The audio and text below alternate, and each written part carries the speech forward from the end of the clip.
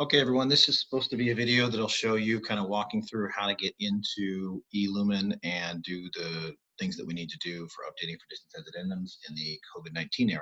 So if you've not been there recently or ever, the address is porterville.elumenapp.com, just like you see it right there. It's funny, I've never been to Popeyes in my life, so I don't know why that pops up in my search. But anyways, porterville.elumenapp.com.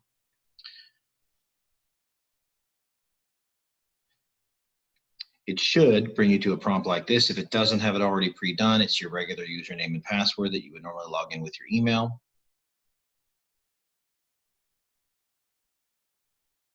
Now, once you're in here, I have asked Judy and Richard to give everybody access to all of the disciplines. Most of the time, you would only be able to edit your own discipline. So Sarah would only be able to edit music, and Jonathan would only be able to edit communication.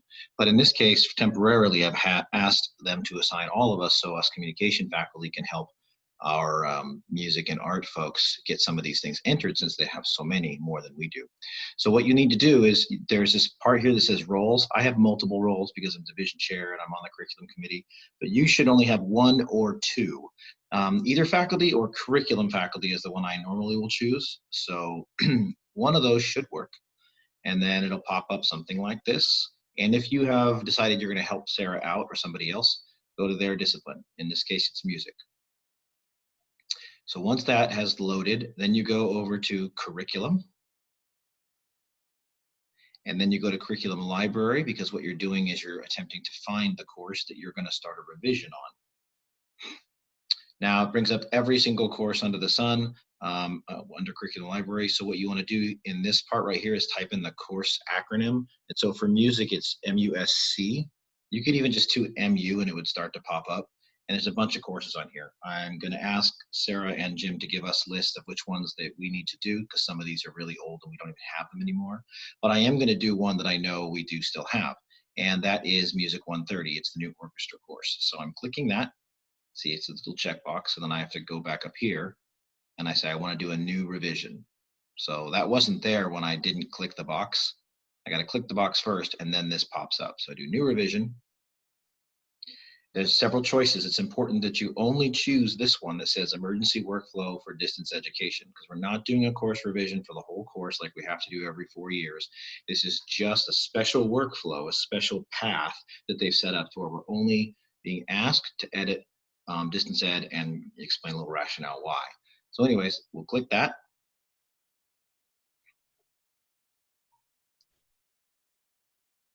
It'll put you on a home screen that's talking to you about what are we doing and why are we doing it.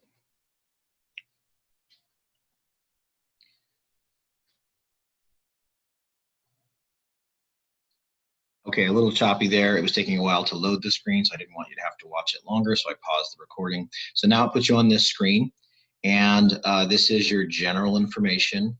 And there's a couple things you need to do on this page. So I'm scrolling down. So just starting in this box, it says proposal details. Obviously, I'm the author because I'm the one that's doing it. What I would like for you guys to do is add additional contributors. So especially if it's not your discipline, go over here and pick faculty. Oops, I went too fast. And then you can type their names in or just scroll, but this is a music course, so I'm going to put in Sarah's name, S-A-R, and it pops her up right here. Oops, click Sarah. Where did she go? There she is. She's on that side. And then I'll go down here and I'll say close. And you see it's got Sarah's name. So do me a favor. If you're doing an art class, please add both Diron, he appears as Theodore Lyons, and Jim Entz, or James Entz. But also, in addition to all of these, add me, because I am both the division chair as well as the curriculum representative. So please add all of those authors, the discipline folks, in addition to your own name and me. Proposal start term. Well, we need to have this start in the spring of 2021. That is very uncommon for us to have something start so soon, but we need it because that's what we're doing it for. Submission rationale. We would just choose add distance education. And then just very briefly write something here to that effect. This is for emergency purposes. I can't type. For spring 2021 semester as a result of COVID-19. I mean, something like that, and going to fully online.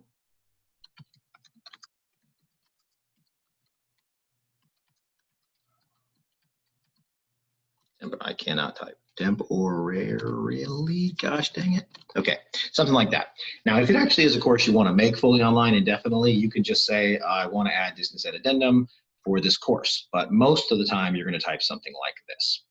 So when you get here, you don't hit any of these buttons. Don't do this. If you hit save as draft, then you have to go back and find it again. And it's a different place to find it that I'm not going to be explaining here. So if at all possible, do everything you need to do, then submit it.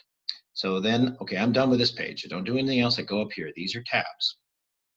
This one here says delivery methods, although it's a little hard to see, and distance education. So when I click it, it pops it up.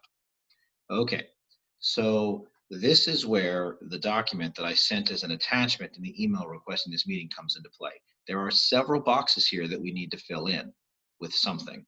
Most of that has already been given to us in the sample, like I said, that I forwarded to you from Richard Good, who's the curriculum chair. So what I'm going to do is I'm going to try and put them side by side.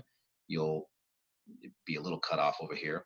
But this first box, how will the course be delivered? Course content be delivered, you have three options. You can cut and paste this, you can cut and paste this, or you can cut and paste this. If you choose this first option, you're basically saying, you know what, I like the idea of this being an online course or a hybrid course forever. I don't think very many of us are going to choose that at this time, but you could. If you don't choose that one, you would choose this one. And I think this is honestly going to be the one that most of us will choose. It would say, the delivery for this course is face-to-face, because right now you don't want to deal with it, but you're saying, you know what, we never intended this to be anything but face-to-face. So we're going to say that's what this course is. And then this part right here says, this course may be taught remotely as hybrid or as completely online course, only in an emergency declared and such instruction is approved by the college president, the academic senate, and the curriculum committee. So that's like the exception. The Office of Instruction can't declare an emergency unless the rest of us agree. So they can't teach this class online unless the rest of us agree. And it says down here, criteria for an emergency may include things such as mandates called for by the city, the county, the state, federal agencies, etc. So that's what most of us are probably going to choose. That's what I'm going to cut and paste and put in here in a second. But just so you know, the third option would be, how will this course be covered, if you want to say face-to-face or hybrid. Maybe you know we have to teach it fully online next semester, but you actually like the idea of it being hybrid. Hybrid means that there would be a lot of the content fully online, but then there would be some content where they would meet you once every 2 weeks, face-to-face in person, and do speeches or something like that. And then you would cut and paste this stuff here. Like I said, for most of these, I anticipate we'll be cutting and pasting this stuff right here. Oops, that's not what I meant. I meant to do that. It's a PDF, so it's not always easy to copy. Copy, and then paste. And again, I know it's kind of moving my margins around and stuff, but you get the idea of what I just did, because most of you, I'm sure, are comfortable. So there you go. Delivery face-to-face. Boom. Only in those instances, which includes next semester, would we do it any other way. Next one. What is the need or justification for the purpose of this course being offered through distance education? If you chose option number 1, this one, you can cut and paste this right here. So if you really did want to make it online and hybrid forever, cut and paste that one. But because again, most of us are going to be doing number 2, perhaps number 3, you want to cut and paste this one.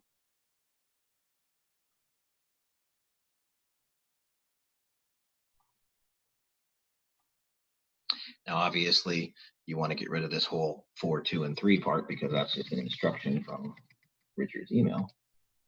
And you put this. There you go. Okay. Most of it is cut and paste. There's a couple of differences. That's why I wanted to keep going through this. So come on, scroll. Okay, rigor. You can see it lines up here, rigor. Basically, it's saying, how do we know if you teach it in a distance education format that the rigor is going to be the same? Well, at least at this time, they're saying that we can just use this statement here. Assignments and evaluations will be the same rigor as face-to-face. Till I hear otherwise, that's all we're going to do, because we're trying to keep this simple.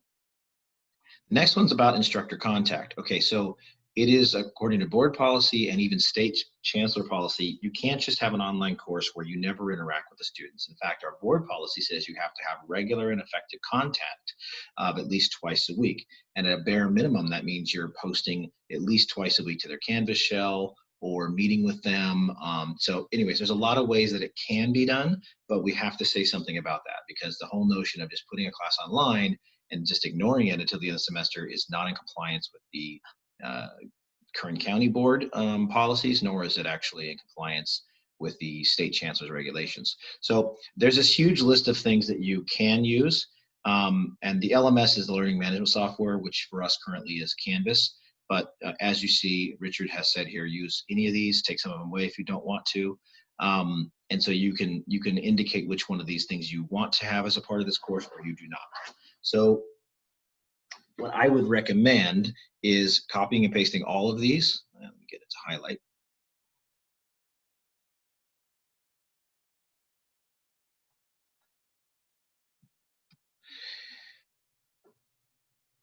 And I was just going to edit this slightly because I think this would make more sense, so that it's not saying that we're going to do every one of these.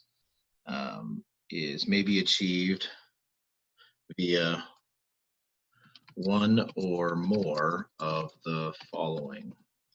Whoops. I think that's going to allow us semantically some wiggle room, so we don't have to choose which one's best for each individual course. So, and I don't also want to limit one instructor who might really want to teach orchestra in virtual office hours and the chat feature, whereas another person teaching orchestra might really want to use just the Canvas and discussion boards to do everything. So this, I think, will leave us open. So I would recommend wording it that way, just making that small edit, but that's up to you. Or really default to the discipline expert. So if it's a music course like Sarah, I'm going to make sure she's okay with this before we put it forward. Software and equipment. Okay, so it asks, what do they need, right? Besides an internet connection and a computer and a modern browser, what would they need? Now, this is going to be pretty default, and like this one says, beyond basic requirements, no additional software or hardware is needed, but it won't be the same cut and paste for everyone. So for example, this is orchestra.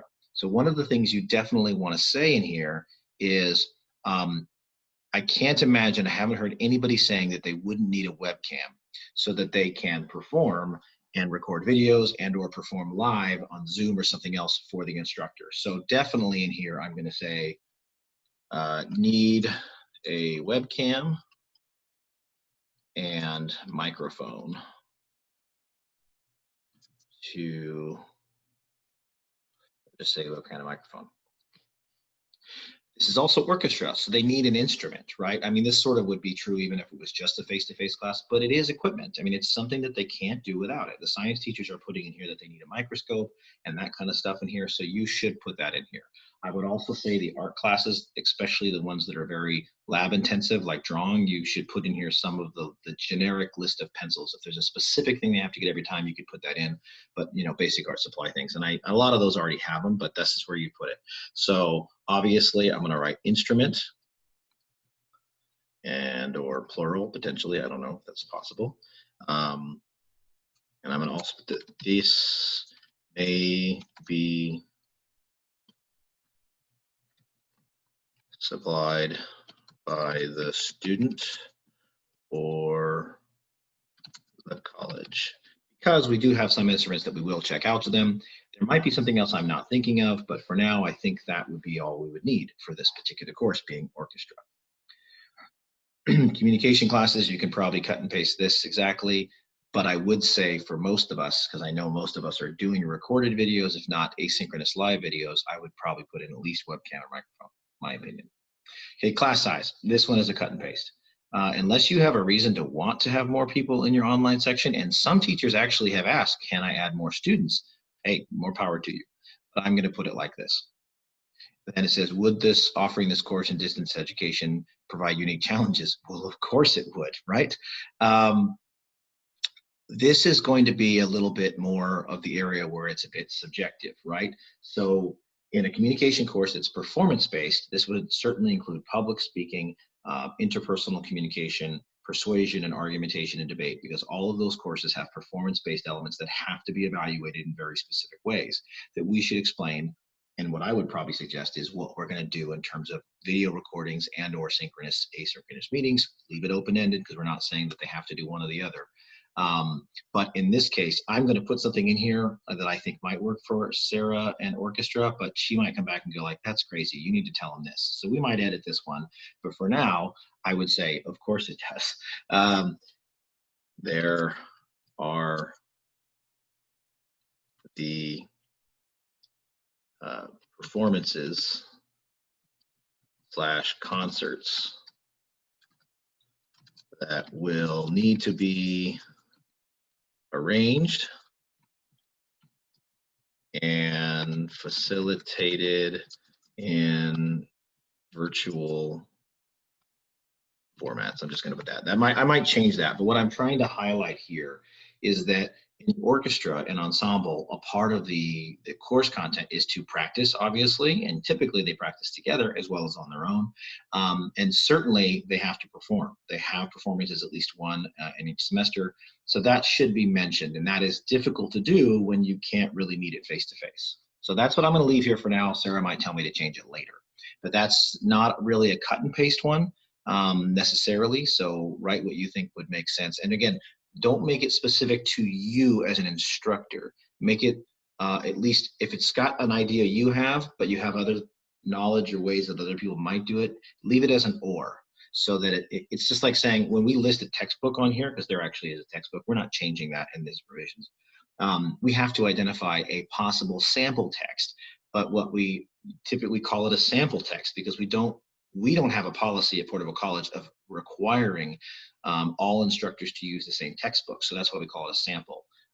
There are a handful of actually disciplines on campus that have required a specific textbook or have required that students do X, Y, or Z. And we can talk about that if we want to, but to my knowledge right now, I think us and our division have always kind of deferred to the instructor, and the conversation we had is their choice. All I'm trying to get at is don't pigeonhole somebody into having to do a certain software or a certain assignment, because what you write on here is what we're holding everybody to. If you have questions, please ask me. Okay, final one is basically has to do with students with disabilities and access. This is a cut and paste.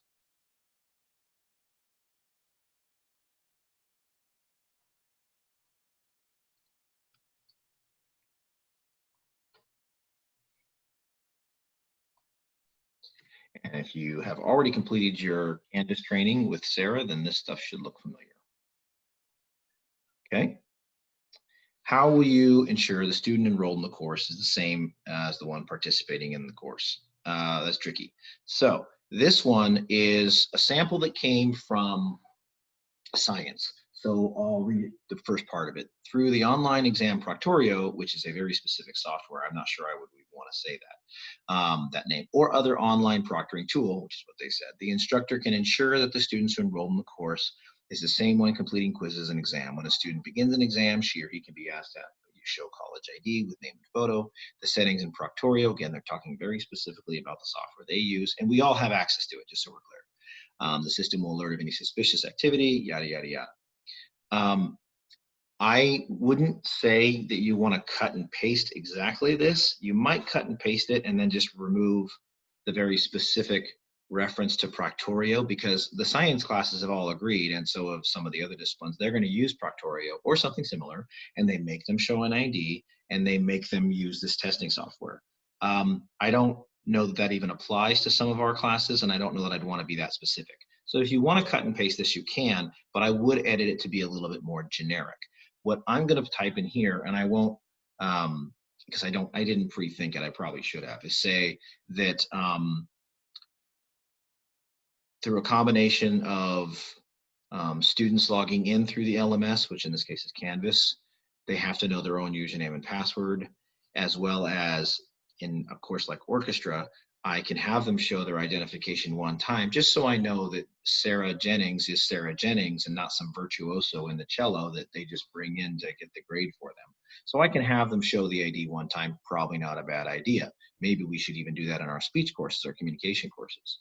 And then the rest of it will be verified through submission in the password protected LMS for like written papers and that kind of thing, as well as I watch the student do the performance, or I watch that student's face in their speech. So something of that nature. I'm going to pause while I type something out, and then you'll see it after I'm done, so you don't have to listen to me typing this whole time. All right, I couldn't zoom it real easily. I don't want to lose what I've typed in here, but I did put, through the use of video conferencing and/or recording software such as Zoom, the instructor will be able to view an identification card at the start of a course and be subsequently assured those appearing on video recordings / conferences are in fact the students enrolled in a given course.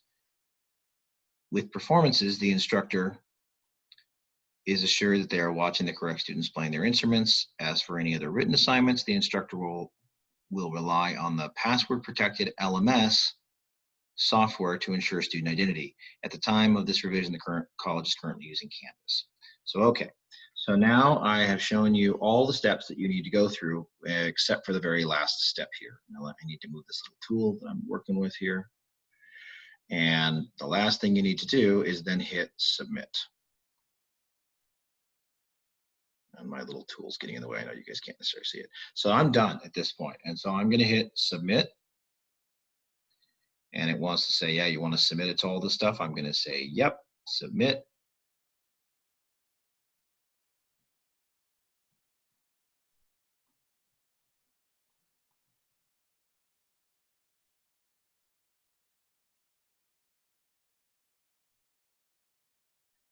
Okay, sorry. It took a little while, and that can happen in Elumen, so I had paused the recording. All I did was hit submit and submit again like you saw, and then it probably took it a good minute, between 1 and 2 minutes, and then it loaded this screen back up. Sometimes it will go slow. Again, I just didn't want you to have to wait for this whole video.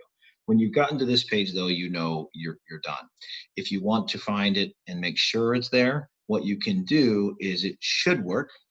Not 100% sure it's going to be in the right spot. I go to inbox workflows. I think you'll be able to see it. Here we go. See how it says college orchestra? That's the one we were just doing. It's in an unnamed stage, but I went to inbox workflows and it shows it. And that's it. So hopefully this helps and we can divvy up some of this workload and get some of our friends in the art and of course music departments a little more further along the way more quickly, because we have to have these done basically now.